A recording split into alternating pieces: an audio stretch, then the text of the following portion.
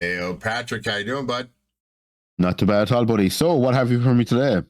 Well, we have Mr. Matt Goodwin, who's going to be talking about woke liberalism and its effect on the UK and then further into the G20. We're going to talk about Okay. how some of these concepts and delegitimizing current culture is probably not the best idea or concept, and the watering down of terms, right?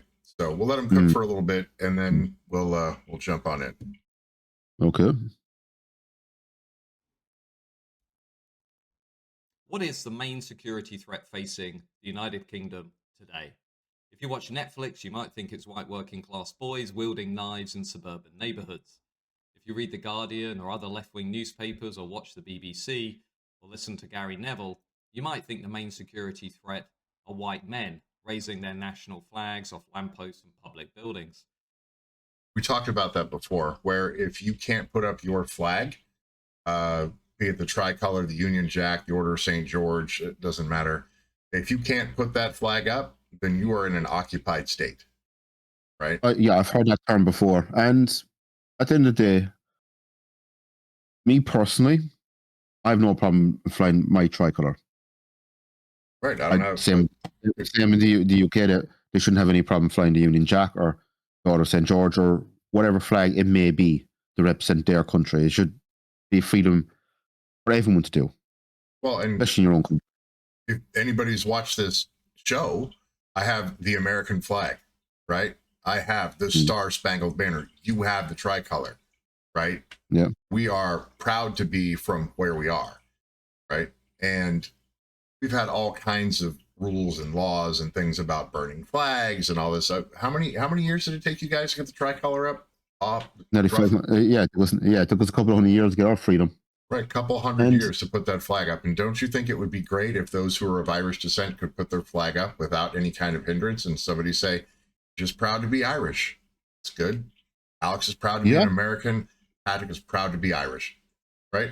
Sometimes there's a bit of a schism in our discussion. I believe a thing, you believe a thing, and eventually we'll get to the middle of it. We usually find a middle ground, as I say.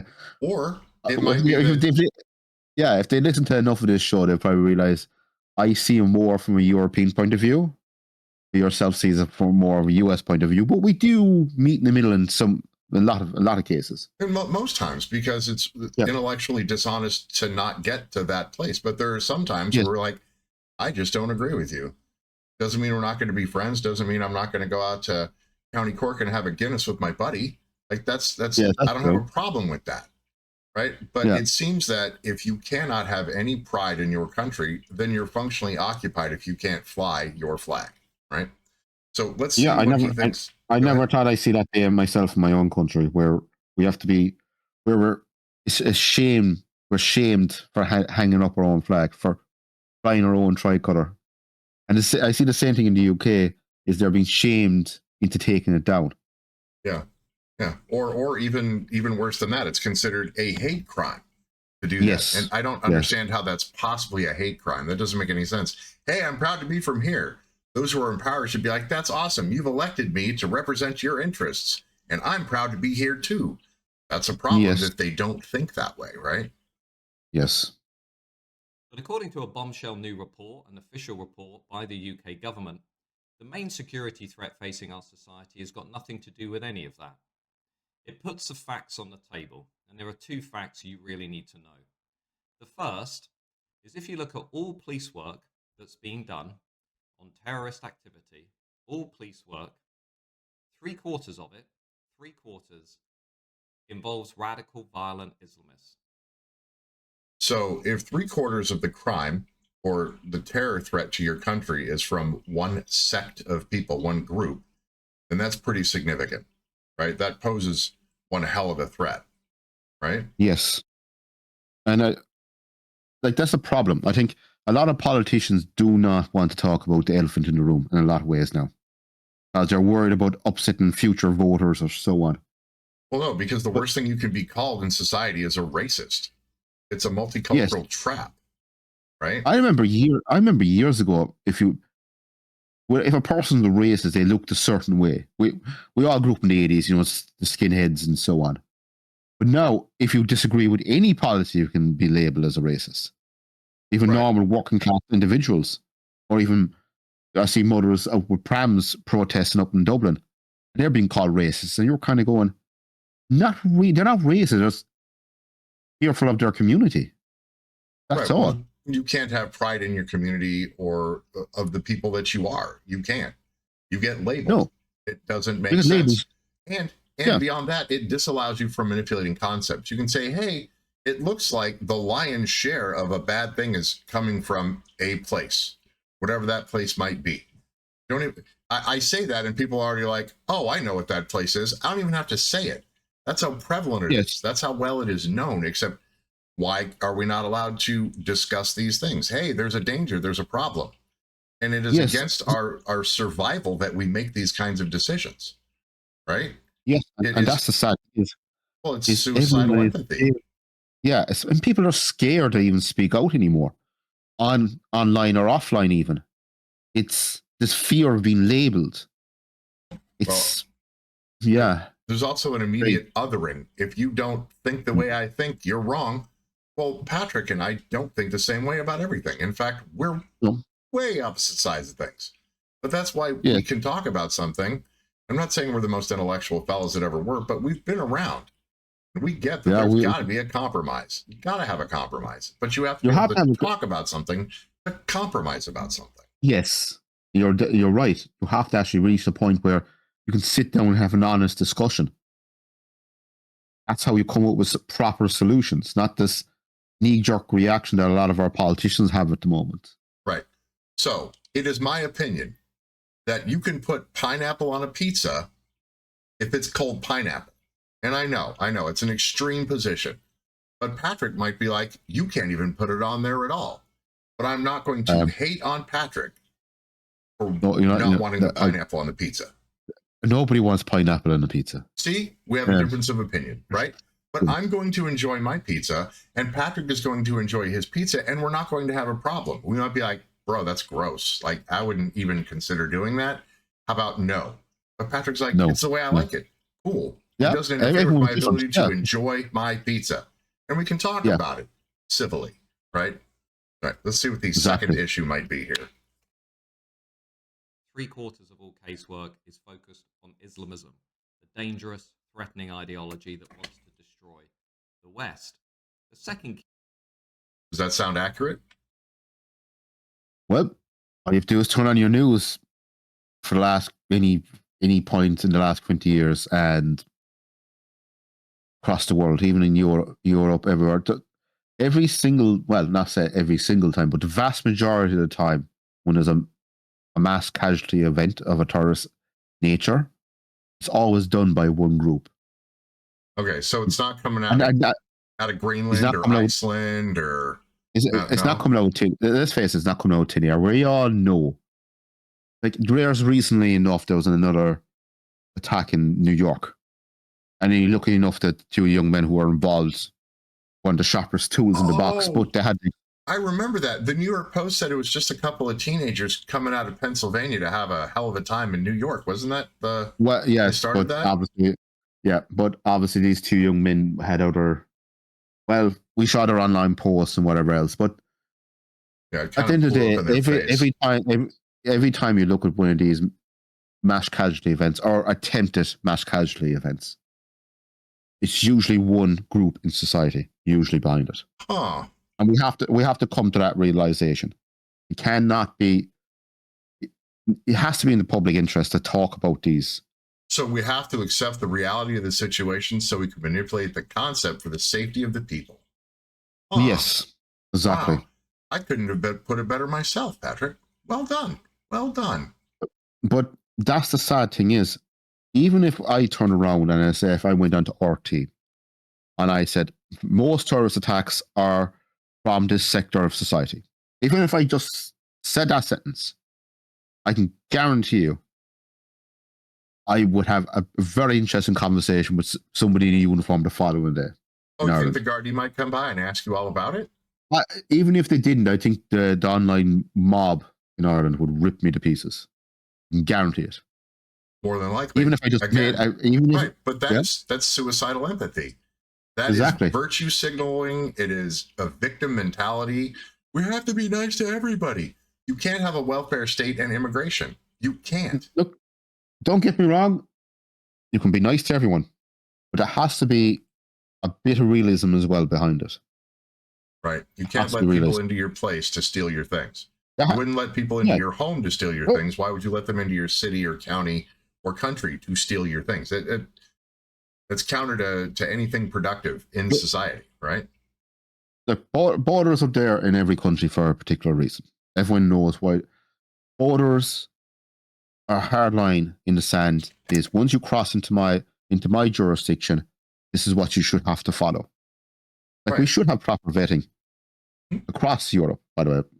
More joined up thinking when it comes to vetting as well. Right. And if they choose not to assimilate into the culture, then they're not of the culture, nor will they ever choose to be of the culture. They need to go back to wherever that culture is and do whatever that thing is there, not here, wherever here might be. As I've always said, look at the Denmark model. It's worked. It's doing really well. It doesn't have guys in uniforms banging around the place. It has a very strict set of rules. That's it. And they're enforced. Well, you don't need that many. You don't need that many conversation. You don't need that many conversation people if you have a good set of rules. Right, right, and those rules are adhered to for sure. Right. Yeah. Right. Here we go. Key fact: if you look at all of the people in the UK who have died as a result of terrorism over the last 25 years, 94% of those people have been killed by Islamists. That's a pretty solid number. That's a 94%. Think about that. That is so lopsided as to there not even really being anything on the other side of it. Right? Yeah. And 30 years ago, if someone had done something that was along that line of terrorism, there's a chance it might have been someone local, someone that you knew. But it seems like these are all people who have come from somewhere else, and they're attempting to force themselves on our society and create parallel societies and Sharia law and all these kinds of things where they're failing to assimilate, and they're costing the constituency money. We went over the millions of dollars per individual in families from certain countries, Eritrea and Sudan and all that. It's insane. It is insane. So you have to remember, a lot of these people are, I wouldn't say, they're most of them are very poorly educated, which would have done well years ago when we had manufacturing economies, right, in the first world. But now we don't. More of a knowledge base, as I was explaining before when we went over this subject. There's more of a knowledge based economy, more high tech jobs, so on, where we need highly educated people across all fields. Right. So the need for mass uneducated migrants is the need is not there anymore. We don't need that much labor. Yes, we need a certain amount, but we don't need hundreds of thousands. Well, and even if they emigrate in and they help you on the short term to shore up your pensioners and all that stuff, eventually they are also going to receive pensions, right? If they're not already collecting out of the system beforehand, right? Well, which means that you're just kicking the can down the road. We've gone over those figures. Most of them are takers out of the system. They take everything that's going. Oh yeah, for sure. We don't have to be blind in Ireland. We see it ourselves. Even if you go down to your local post office, I would say to any Irish viewer, go down to your local post office on a Monday or Tuesday when job seeker payments are paid out, and count how many Irish people are going in and collecting that money. Just stand outside and count.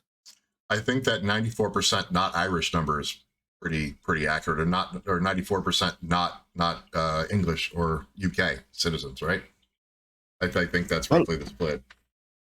Yeah, as I told you, I had to go down and collect a parcel there recently enough in the local post office. One of those ones I had to sign for. But it happened to be on Job Seekers Day. It was Tuesday. And I told you I was the only Irishman in that queue. And I know it's only anecdotal evidence, but I was the only Irishman in that queue. And you weren't shocking. Yeah, you were there to get a package. You weren't there to pick up the dole. I get it. Yeah. So all right, here we go.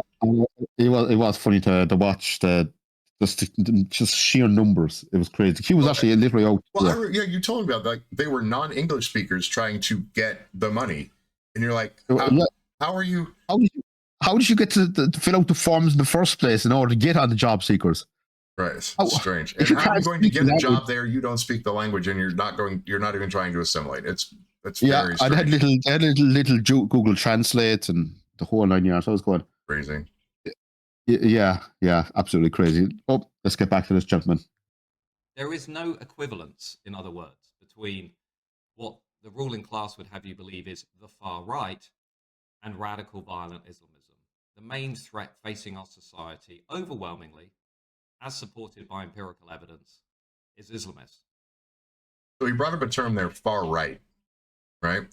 So if you look at how the split in policy ideology goes, the left and the right, it seems the left is leaps and bounds running off, and those who are conservative, more constituent-based conservative, I really want my society to stay the way it is the right goes more to the right as the left goes more to the left, right? Yes, and we can see that more and more, even if when we're researching any story here. Right. It used to be the center position was the center position. Now the center position by fiat has just been forced way off to the right.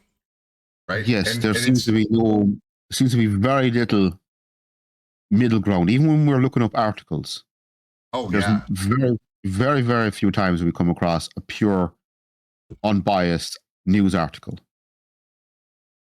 Well, we check out Ground News and we check out the Epic Times and stuff like that. And they're not sponsoring our video, but it's when you have to have services like that show you who's left, who's right, who's supporting this, who's not supporting this. And on top of that, the 24-hour news cycle, 24-hour news cycle indicates they don't care if they're right. They just want to get it up first. So we're getting bad information. It's skewed so far, so like one direction or the other. Like it's difficult. You really have to dig into it. And then our critical thinking skills with all this technology is causing issues on top of that. I mean, it's just compounding the issues.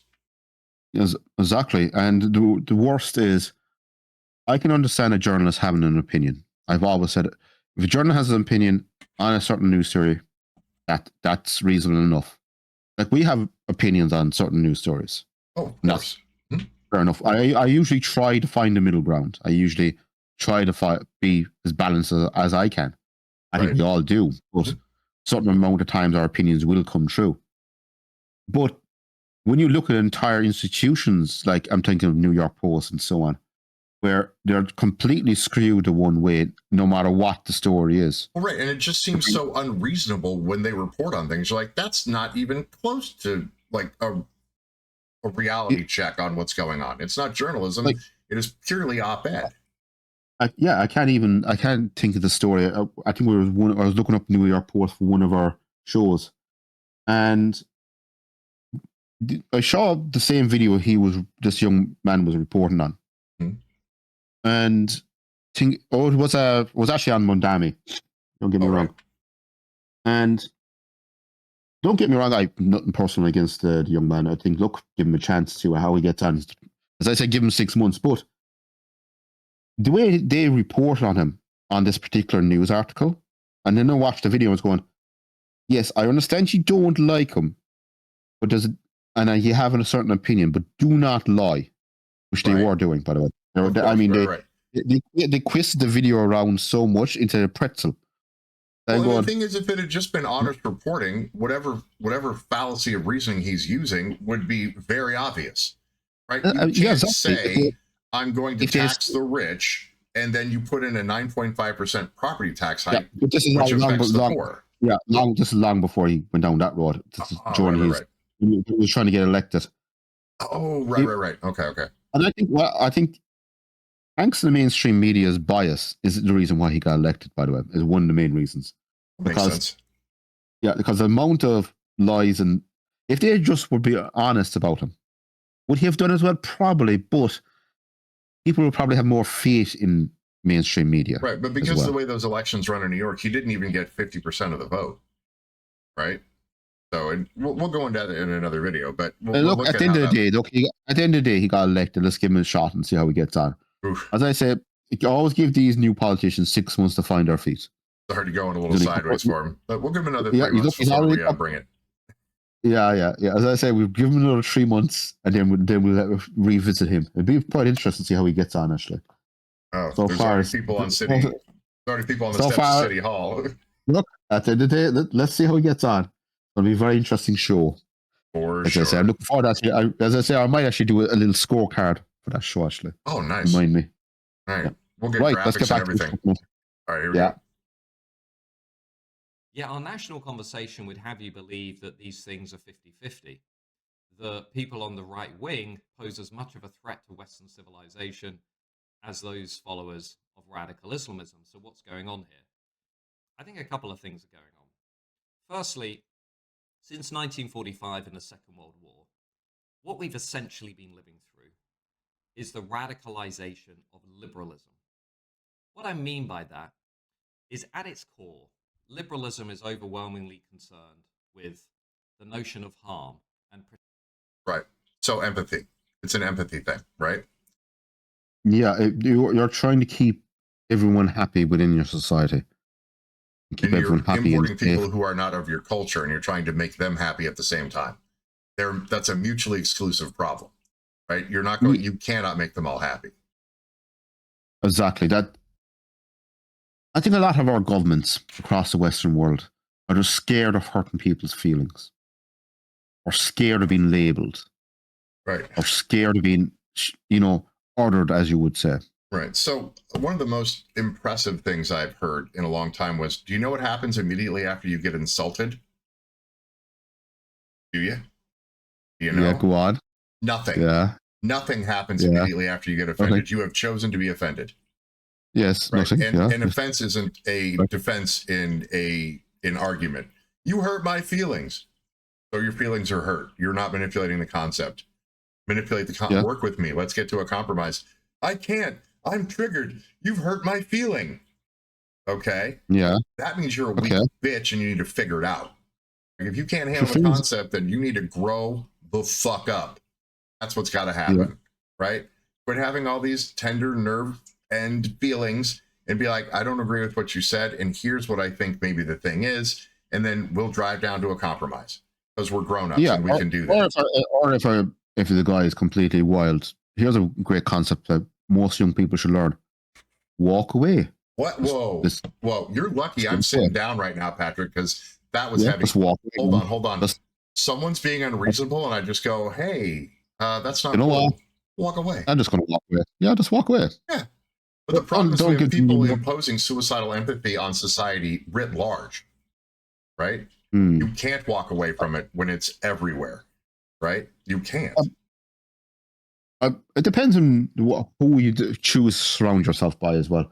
But I would agree in society in general, there's an awful lot of this, I'm going to save the world kind of attitude.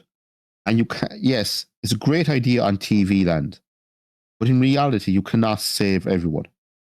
Well, and then you run into the Dunning-Kruger effect where people who are obviously wrong, regardless of side, but they're so convinced, and you're like, you're wild. Like, you are so far off base that we can't even have this conversation because you don't have the basic function, critical thinking, competence, anything.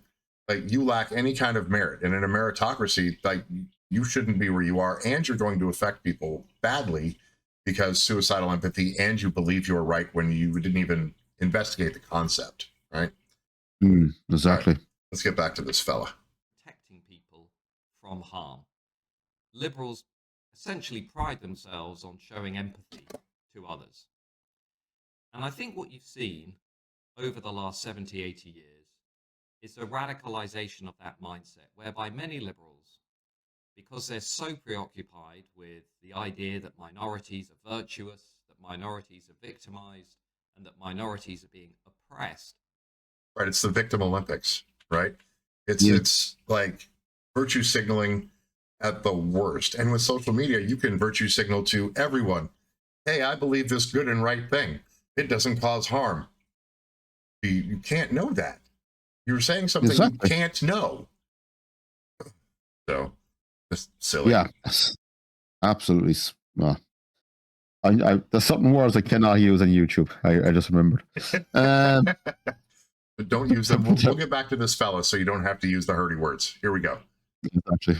They've convinced themselves that the main threat facing their society is actually white men from within their societies, conservative minded people who want to limit things like immigration, who want strong borders, and who want to prioritize their own community.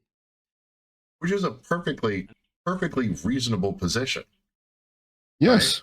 And again, like I said, the center position, it now seems that it's off to the right because the left is just booking it in the other direction, right? And you just can't be left enough. You can't. Like, if you don't ideologically follow me all the way down the rabbit hole, then you're obviously on the right. And then they other those people who are nominally their allies, right? Yeah. And it is beyond the pale. It's around and round everyone goes. It's absolutely crazy. Yeah, I was watching that new Discourses, and he was talking about that. It was the social Marxism in society is really, really prolific at this point, especially since academia is functionally captured, right? Yeah. So through this process, concepts like far right have been expanded so that basically they've become meaningless. Whereas a few decades ago, far right meant being in a neo-Nazi group, rejecting democracy, rejecting human rights. Today, far right basically means wanting low immigration, strong borders, wanting to look after your family, and wanting to prioritize your country. Right. That's why there's groups of people that will say, well, you're a Nazi. How? What? Why? Yeah. It doesn't make sense. They've watered down the term so bad that you other people by saying you are a direct ideological descendant of the worst people from the 20th century. You are that bad. Like, I cannot conceive of, like, and that is othering in its most basic and essential form, not a good thing to do. That is horrific in nature. You're saying, and then a conversation will go, hey, I think this thing, and they say, you're a racist or you're a Nazi. And then you spend the next whatever part of the conversation saying, no, I'm not, as opposed to saying, let's table that. If you think that I'm that and you have evidentiary value, bring it up. If you don't have anything of evidentiary value, then we're going to table that for another discussion. But we have a concept to manipulate. Let's do that. I think the sad thing is people are so scared of the label. They'll, as you say, bend over backwards, defending themselves from that label instead of trying to defend the argument. It's crazy. I've seen on TV. We've seen it all over social media. A guy will make a common sense statement, and he or she will get absolutely ripped to pieces by the just lambasted. Yeah, and you're like, that's a fairly reasonable position. The other person's what they've just said is, because I have suicidal empathy, you hurt my feelings, and because I think someone else might get hurt who doesn't necessarily need my attention or any kind of anything from me, right? I'm going to defend someone who doesn't really need me to be there for them. Like, they can't defend themselves. They're weak. I'm going to protect them. Yeah, I'm going to say I'm the cape superhero. You're not that guy. Yeah, it is crazy to watch it. It's absolutely crazy to see these guys trying to be superheroes for people who, no offense, do not care about them. Yeah, and they don't want your help. Stop helping them. They don't. Yes. You're hurting them. You're saying they're weak and stupid and you're strong and you must protect them. They're individuals who have their own ideas, concepts, lives, and ability to move around the planet. Right? They don't need you to do that. No, they don't need your help. Yeah, and you're not helping. You're not helping. You might think you're helping, but when you're suicidally empathetic, you are not helping people. You're just jamming up the works. Here we go. And so you've seen this concept creep that has gradually unfolded as liberals have convinced themselves the main threat facing a society are not the virtuous minorities, such as Muslims, for example, but are actually evil right-wing men coming from within their society. Now, you see this most visibly in newspapers like The Guardian. Just go over to their comment is free or the opinion section, and you'll see this play out day after day after day, where radical woke progressives basically have been brainwashed into believing the real threat facing their own society is white men. And that goes back to the occupied England thing, right? It's almost like it feels like V for Vendetta, right? You know, it's beyond the pale. Like, your op-ed section says a lot of things that are necessarily untrue, right? If 97% 94% of the crime that is committed that is of a terrorist nature does not come from an internal source, an external source, then you're wrong. You need to stop doing whatever that is you're doing because it is evidentially untrue. You are failing and you are lying for some reason. Yeah. Why are you doing that? And that's the sad thing is they're so scared to have an opinion, these politicians. Right. Like, I will say one thing about the UK, they do have pretty robust critical class that at least can speak their minds rightly or wrongly, but at least they speak their mind. I'm thinking of reform Britain now and so on. At least they're able to speak their minds. There doesn't seem to be an alternative like that in Ireland. Okay, we have independent Ireland and so on, but there doesn't seem to be a great leader of the right in Ireland. Right, a big voice that can say, "Hey, here's the reality of the situation. You need to pay heed." Yes, I think that's what we're missing in Ireland. We're missing some sort of proper, well-spoken leader who can gel the right together in some shape or form in Ireland, and at least put up some sort of a resistance to this. Right. It's much the same problem they have in California with a Democrat supermajority. They just pass law after law after law, no matter what its effect on the constituency is. We feel your pain over here, but all right, here we go. Yeah. I saw this on the campaign trail when I stood at the Gorton and Denton by-election when the Green candidate Hannah Spencer actually accused me, a white guy, middle-aged white guy, of causing the Manchester Evening News Arena bombing. Some of you will remember that the Islamist bombing in 2017 was actually caused by Salman Abedi and his brother, but nonetheless, in the mindset of the woke progressive, the real cause of that Islamist bombing was divisive right-wing politicians. Right, that makes no sense. Right, that is an obvious mischaracterization. It is obvious. And you can't even talk about the obvious mischaracterization. Right? Yeah, because if you talk about it, you're right-wing. So you're stuck with the right-wing label, as he was saying, even if you do or do not talk about it. Right. Even just the presentation of data. Like, this is the data. Yes. Like, that's right-wing. How's that right-wing? You said a thing. Okay. I'm showing you the thing you were saying is wrong, a lie, or you're complicit with something. I do remember that bombing. And for a candidate, especially from the Green Party, to label another candidate that way is absolutely despicable. Oh, for sure. It's completely disrespectful to the victims of that bombing as well. It's delirious to do that. It makes no sense. Like, that is some kind of party line that makes no sense. So none whatsoever. That is how they see the world. But there is something else going on here too, and I think there's been something of an alliance between liberals on the one hand who are radicalizing and activist ideologues who are fully invested in overthrowing the West. The English philosopher Roger Scruton once talked about a culture of repudiation that had taken hold of the ruling class in the West.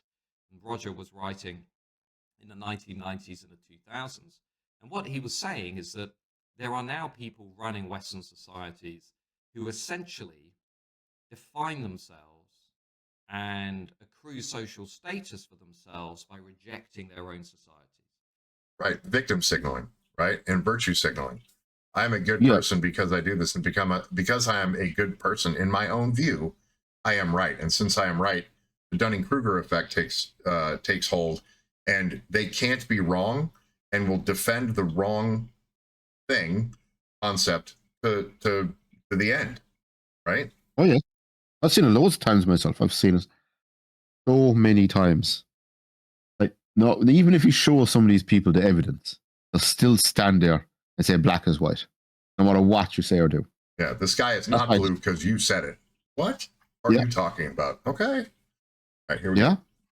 And by delegitimizing their own societies. And I think partly that plays into this too.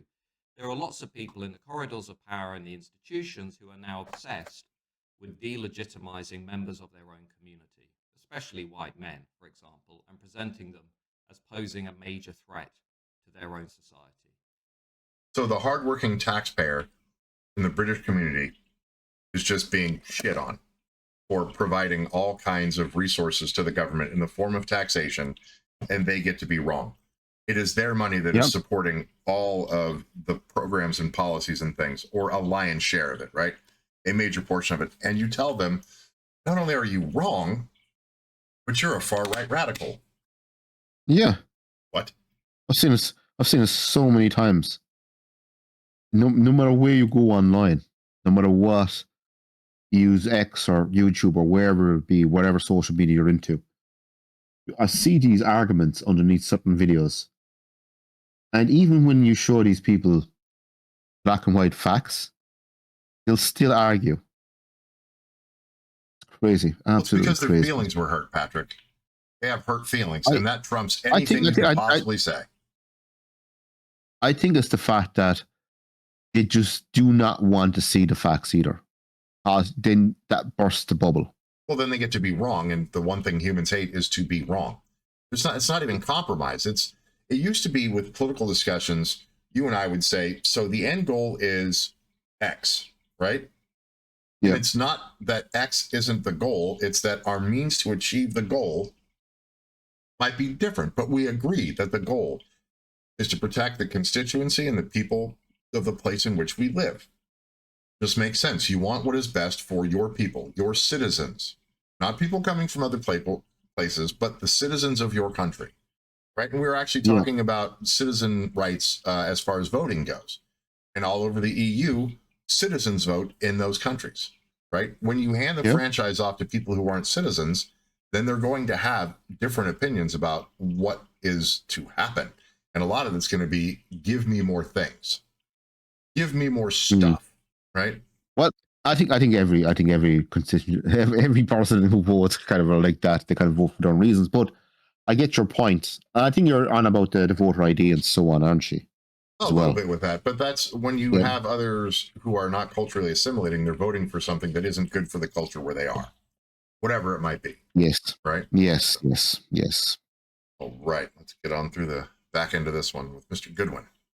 I've seen this having worked in the universities for 20 years, where time and time again you were told that the primary threat is the far right, as opposed to the people who are actually trying to blow up sports arenas and music arenas and commuters just going about on the London Tube.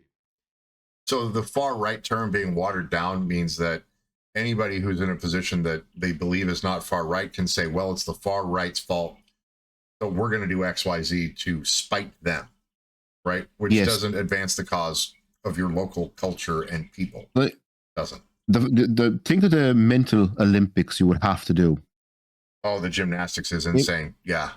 Where you would consider a guy who blows up a stadium being triggered by the white far right guy, not by his own crazy religion.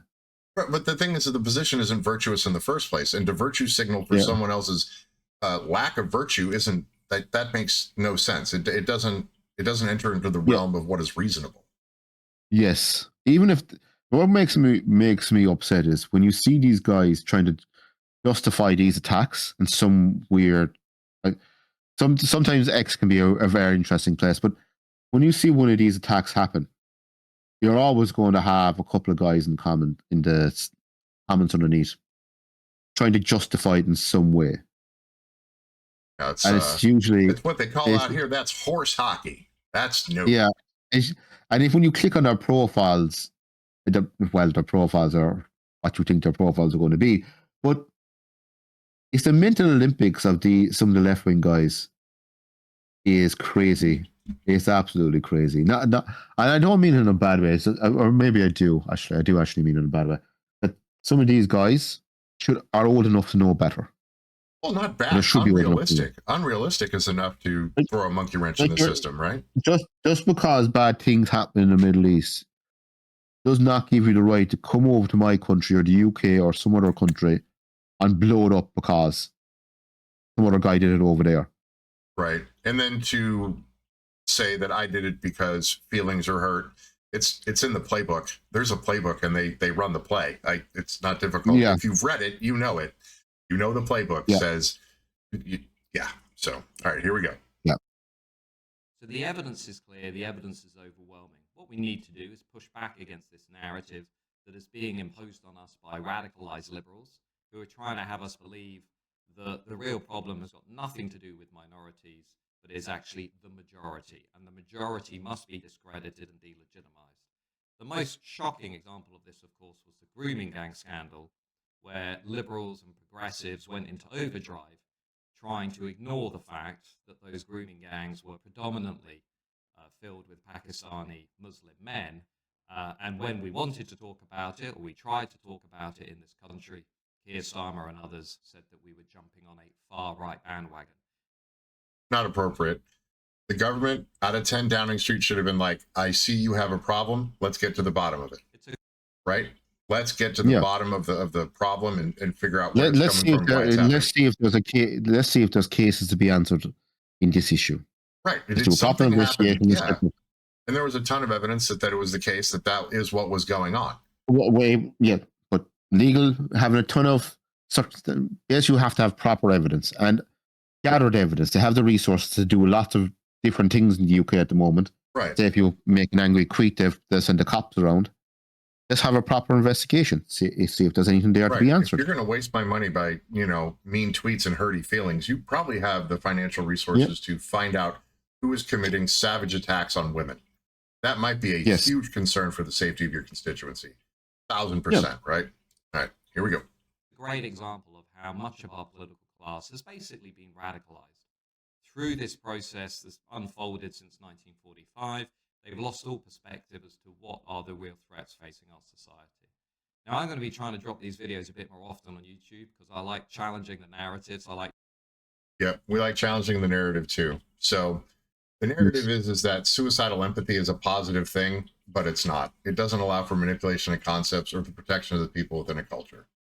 Right? Look, as I said, I'm all about empathy towards others in conflict or so on. But there has to be common sense to go hand in hand with it as well. I think we can all agree with that. That's not a right-wing talking point. That's just common sense.